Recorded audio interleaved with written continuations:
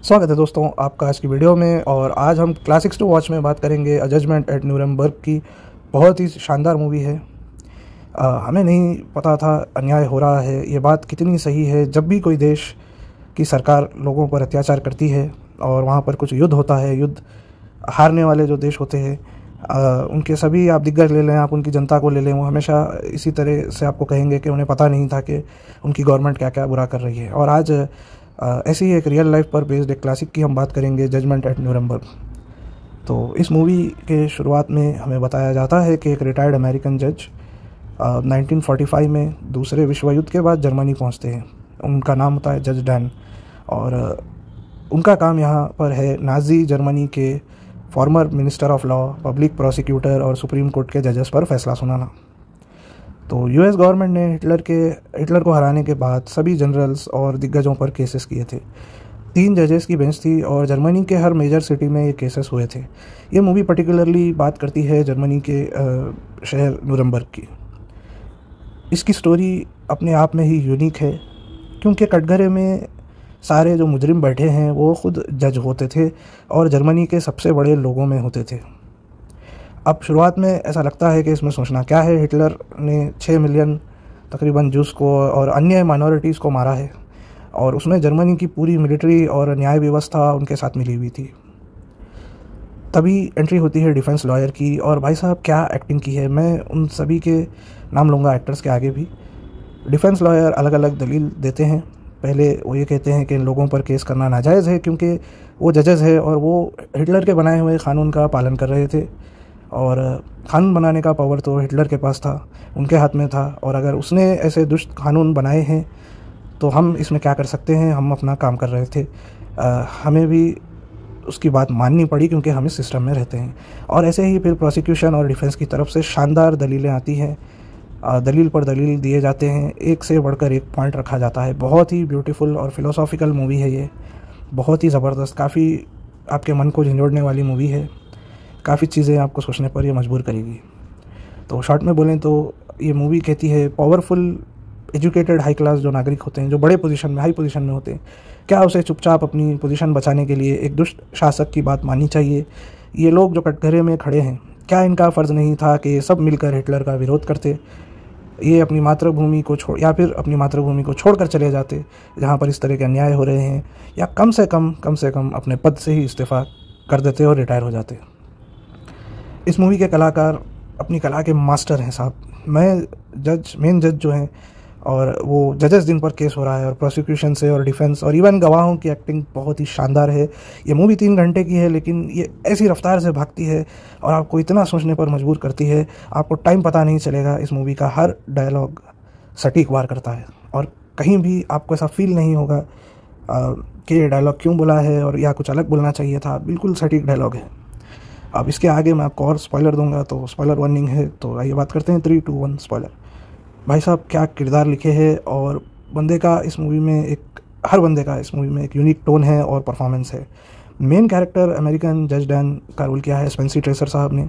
इस मूवी में उनका प्रेजेंस अच्छा है और वो एक कॉन्ट्रास्ट को दर्शाते हैं। वो निजी जीवन में बहुत ही शांत स्वभाव के व्यक्ति होते हैं और लोगों को माफ़ करने में बहुत विश्वास रखते हैं, लेकिन अदालत में वो अपने जज्बात को अपने फ़र्ज़ के आड़े आने नहीं देते हैं और इंसाफ जैसे करना है वो करते हैं। और मेरा फेवरेट परफॉर्मेंस इस मूवी में लेकिन है मैक्सिमिलियन शेल का, जो डिफेंस लॉयर हंस का रोल करते हैं। भाई साहब चिल्ला कर बंदा अच्छों को घबराहट में ला लेता है, और भाई बंदा पाताल की गहराइयों से बहाने ढूंढ कर लाता है कि क्यों इन जजेस की गलती नहीं है। पहले वो ब्लेम लेकर जाता है पर्सनल रिस्पॉन्सिबिलिटी से सोसाइटी के दबाव पर, फिर वहाँ से वो ब्लेम को लेकर जाता है सभी मासूम गवाहों पर। वो आर्ग्यू करता है कि जब जर्मनी में हिटलर का राज था तो जजेस बस कानून मान रहे थे, और गवाहों ने जो गलती की थी या जो भी मुजरिम थे उस समय वो उस कानून का उल्लंघन कर रहे थे, इसलिए उनको सज़ा देनी पड़ी क्योंकि कानून ही ऐसा था। फिर वो हिटलर को ब्लेम करने लगता है। वो कहता है उसने जेनोसाइड करवाया, उसने सब कुछ किया, उसने जंग की और वही जिम्मेदार है। जजेस ने बस कुछ परसेंटेजेस ऑफ लोगों को सज़ा दी थी। लाखों लोगों की हत्या तो हिटलर ने खुद डायरेक्ट ऑर्डर से करवाई थी, और उसमें उनका कोई हाथ नहीं है और उनको दोष नहीं देना चाहिए। और अंत में वो ब्लेम लेकर जाता है अमेरिका और पूरे विश्व पर कि ये सब कुछ जब शुरू हो रहा था तब अमेरिका कहाँ था, जब युद्ध शुरू हुआ था तो वो आगे क्यों नहीं आए थे। और विश्व भर में, और ये बात सच भी है, आप अगर उस समय की न्यूज़ को देखें तो जब हिटलर के मूवमेंट की शुरुआत हुई थी, अमेरिका में भी हिटलर के कई समर्थक हुआ करते थे, जब तक कि उसने जूस के ख़िलाफ़ जाने का नहीं सोचा। शुरुआत में जब वो ब्यूरोक्रेसी को जब वो पलट रहा था और जब उसने तख्ता पलट किया था, तब आप अगर उस समय की न्यूज़ देखें, अमेरिका में भी बहुत लोग हिटलर का समर्थन करते थे। और फिर वो पूछता है विश्व भर के लोग कहाँ थे, विश्व भर के लोगों ने तब कुछ क्यों नहीं किया जब हिटलर ने पोलैंड और चेक रिपब्लिक और स्लोवाकिया जैसे छोटे देशों पर आक्रमण किया। तब किसी को वो दर्द महसूस नहीं हुआ, तब कोई सामने नहीं आया, तब वो बैठकर सिर्फ देख रहे थे। और जापान में जब एटम बम गिराया गया विश्व युद्ध को ख़त्म करने के लिए, और इस पाप को जो अमेरिकन गवर्नमेंट ने किया है उसका इंसाफ कौन करेगा, भाई क्या सवाल उठाया है। वंडरफुल डायलॉग, एक के बाद एक सीन में मैक्स साहब ने जो इंटेंसिटी दिखाई है, आपको लगेगा पहले या दूसरे सीन में ये इंटेंस है, लेकिन केस की हर सुनवाई के साथ उनके अंदर का जो जानवर है वो बाहर आता है। और क्या परफॉर्मेंस है, तालियां बजनी चाहिए सभी के लिए, लेकिन ख़ास तौर से मैक्सिमिलियन शेल के लिए जिन्होंने हांस का रोल किया है। अब बात करते हैं डिफेंस लॉयर का रोल क्या है रिचर्ड विडमार्क ने। वो इस रोल के लिए एकदम परफेक्ट लगते हैं, उनका परफॉर्मेंस भी बहुत ही शानदार है, आप उनकी आंखों में गुस्सा दिख सकते हैं। और एक सीन में वो थोड़ा सा ज़्यादा पी लेते हैं और जज साहब से बात करने के लिए आते हैं out of the court room, और कहीं बाहर वो उनसे मिलते हैं और वो कहते हैं देखिए हम अमेरिकन्स में एक इन्फीरियॉरिटी कॉम्प्लेक्स है, हम बहुत ही पावरफुल देश हैं, लेकिन जर्मनी और इंग्लैंड और फ्रांस इन देशों की तरह हमारा हज़ारों साल पुराना इतिहास नहीं है, ऐसी सभ्यता नहीं है। और इनकी हज़ारों साल पुरानी सभ्यता और इतिहास को जब हम देखते हैं तो हमें उनसे प्यार हो जाता है, और हम कला और ये खूबसूरती और ये इन चीज़ों से इतना दंग रह जाते हैं कि हम दिल में उनके पापों को माफ़ करना चाहते हैं। भाई साहब क्या ब्यूटीफुल लाइन है। कई बार ऐसा देखने को मिलता है, एक देश के कल्चर को बहाने के तौर पर भी इस्तेमाल किया जाता है, तो इसी बात को वो पॉइंट आउट करते हैं। और उनके अंदर एक गुस्सा है, क्योंकि देखिए ऑब्वियस जो जेनोसाइड हुआ है उसके ख़िलाफ़ आप उनके आंखों में देख सकते हैं, उनका भी परफॉर्मेंस बहुत ही शानदार है, और वो भी जो दलीलें लाते हैं वो भी बहुत ही ज़बरदस्त हैं। और एक और बहुत ही लाजवाब कैरेक्टर है, जर्मन जज होते हैं, मिनिस्टर ऑफ लॉ जो होते हैं, उनका रोल जानिंग करके उनका नाम होता है मूवी में, उनका रोल किया है बर्ट लैंकेस्टर साहब ने। और पूरी मूवी में वो एक मुजरिम की तरह चुपचाप रहते हैं, और उनकी स्क्रीन प्रेजेंस इतनी अच्छी है और एक्सप्रेशन इतने अच्छे हैं, उन्हें फ़िल्म में डायलॉग की ज़रूरत नहीं है, सिर्फ अपने भाव से ही आदमी बहुत कुछ बोल जाता है। और जो भी सीन में उनका डायलॉग है, आप उनकी आवाज़ को आप महसूस कर सकते हैं, पावरफुल आवाज़ है, आप देख सकते हैं उनके हर शब्द में इम्पैक्ट होता है, और वो तभी बोलते हैं, मूवी उनसे तभी बुलवाती है जब उसकी ज़रूरत है। इसके अलावा मूवी में बहुत सारे ऑर्डिनरी किरदार हैं, मतलब एक एक का परफॉर्मेंस बहुत ही ब्यूटीफुल है, और ऐसे भी बैकग्राउंड में भी कई ऑर्डिनरी किरदार हैं जिनका केस से कोई डायरेक्ट लिंक नहीं है, लेकिन वो जर्मनी के आम नागरिकों को दर्शाते हैं। जज साहब को जर्मनी और उसके लोगों का अच्छा स्वभाव दिखाना चाहते हैं, और वो एक अलग पीढ़ा को दर्शाते हैं कि उन्हें नहीं पता था सच में कि उनकी सरकार ने क्या कदम लिए थे, और उन्हें हर चीज़ के बारे में नहीं पता था, और हिटलर ने क्या किया है वो समय के साथ उन्हें पता चला जब दुनिया में उसका बोलबाला हुआ। और वो एक चीज़ कहते हैं कि भाई हिटलर ने जो कुछ करना था कर दिया, अब दुनिया उन्हें ही दोष देगी क्योंकि वो उस देश की जनता है अनफॉर्चुनेटली, और वो हमेशा इन पापों में हिस्सेदार कहलाएंगे, क्योंकि जब ये सब कुछ हो रहा था तब जब लोगों को पकड़ कर लेकर जा रहे थे उन्होंने विरोध नहीं किया इस चीज़ का। और इस मूवी में बहुत ही इंटरेस्टिंग थीम्स हैं, सोचने बैठे तो बंदा हर सीन के बाद एक डिबेट शुरू कर दे। अंत में अमेरिकन जज साहब जो है डैन, वो उन पर यह प्रेशर डाला जाता है कि ईस्ट जर्मनी में रशियंस ने पूरा ढाक जमा लिया है, और अगर वेस्ट जर्मनी जो कि अमेरिका और अलाइड पावर्स के कब्ज़े में है, अगर वो हाथ से चला गया तो रशिया को पूरा यूरोप लेने से कोई नहीं रोक पाएगा। जज साहब पर प्रेशर ये भी होता है कि वो आम जर्मन नागरिकों को और परेशान ना करें, ऑलरेडी उनकी बहुत बेइज्जती हो चुकी है। अमेरिका ने वैसे भी उनके जनरल्स और उनके मिलिट्री हीरोज़ को बहुत बुरे तरीके से मारा है और उन पर केस ठोक कर मारा है और उनका बदला ले चुके हैं। और अब जजेस जैसे सिविल सर्वेंट्स और जजेस को इस आग में ढकलने का कोई फ़ायदा नहीं है, इससे सिर्फ़ और सिर्फ वेस्ट जर्मनी की जनता भड़क जाएगी और रशिया को सपोर्ट करने लगेगी। लेकिन जज साहब हमेशा न्याय करते हैं और अपने फ़ैसले पर अटल होते हैं, और क्लाइमैक्स में वो फ़ैसला सुनाते हैं कि इन सभी मुजरिमों को उम्र कैद होगी। और बहुत ही शानदार सीन है, आप उनकी दुविधा को देख सकते हैं, और इवन इस सीन में आप 4 अलग व्यू पॉइंट देख सकते हैं जब वो फ़ैसला सुनाते हैं।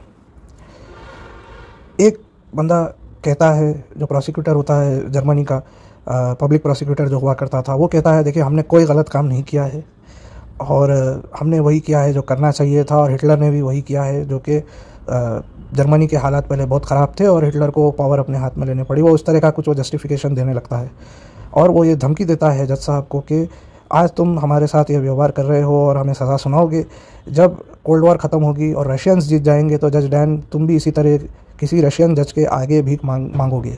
ये वो धमकी देता है। बहुत ही ज़बरदस्त परफॉर्मेंस है। और एक और कैरेक्टर को हम देखते हैं, एक और जज होते थे, उनको जब सज़ा सुनाई जाती है वो बिल्कुल साइलेंट हो जाते हैं, कुछ बोल ही नहीं पाते हैं।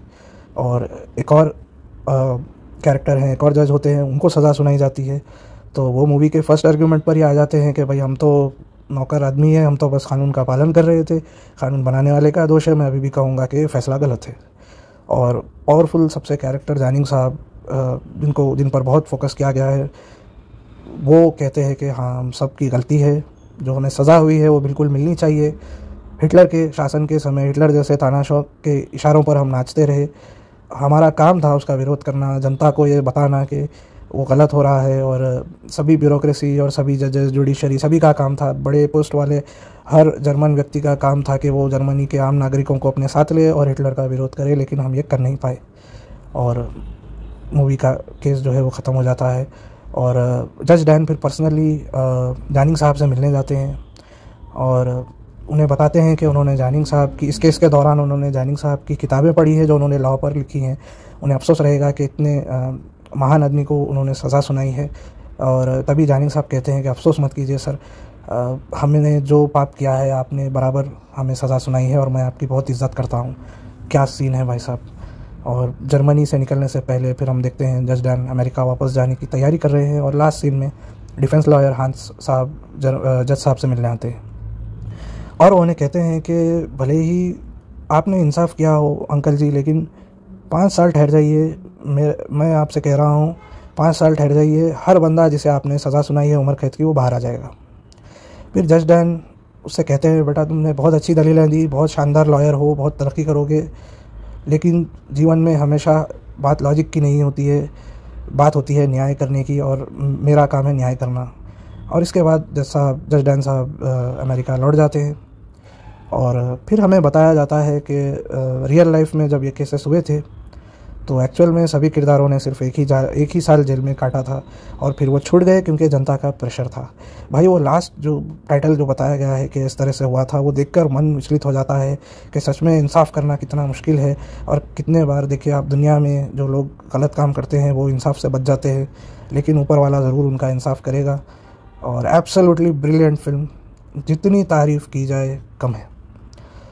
क्रेडिट देना है एबी मैन जिन्होंने स्टोरी लिखी है और स्टैनली क्रेमर साहब जिनका निर्देशन है। बहुत ही ब्यूटीफुल 3 घंटे की फिल्म में मेजॉरिटी ऑफ द फिल्म का हिस्सा एक कोर्ट रूम में है और आप इजीली बोर हो सकते हैं, लेकिन जो निर्देशन स्टैनली क्रेमर साहब ने किया है और एबी मैन का जो ज़बरदस्त स्क्रीन प्ले और स्टोरी है, आपको बिल्कुल अपनी एज पर रखता है कि भाई क्या होने वाला है अगले मोमेंट में, और कहीं भी चूकने नहीं दिया है ध्यान। एब्सोल्यूट सिनेमा अगर इसे कहेंगे, एब्सोल्यूट मास्टरपीस, तो भी इसकी तारीफ़ में कमी होगी। बहुत ही शानदार मूवी, ज़रूर चेकआउट कीजिए। उम्मीद करता हूँ आपको वीडियो पसंद आई होगी। वीडियो देखने के लिए धन्यवाद। Have a good day.